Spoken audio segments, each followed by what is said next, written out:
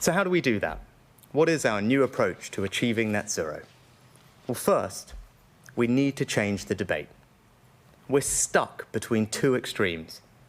Those who want to abandon net zero altogether because the costs are too high, the burden's too great, or in some cases, they don't accept the overwhelming evidence for climate change at all.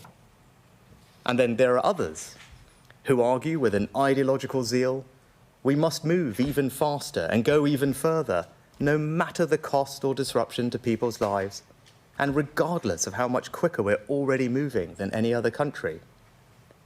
Both extremes are wrong. Both fail to reckon with the reality of the situation. Yes, net zero is going to be hard and will require us to change.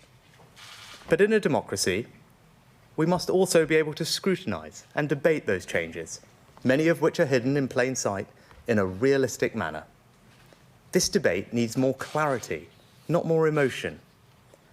The test should be, do we have the fairest credible path to reach net zero by 2050 in a way that brings people with us? Since I've become Prime Minister, I've examined our plans, and I don't think they meet that test.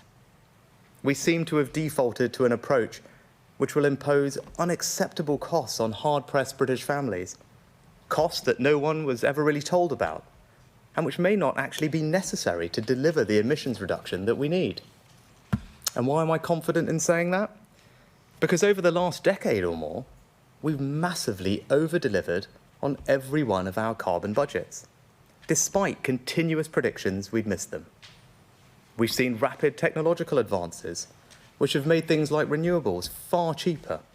Just consider offshore wind, where costs have fallen by 70% more than we projected in 2016.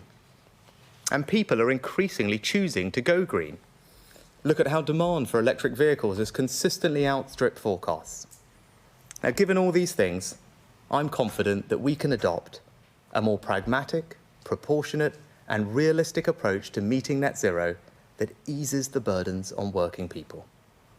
And that's the second part of our new approach.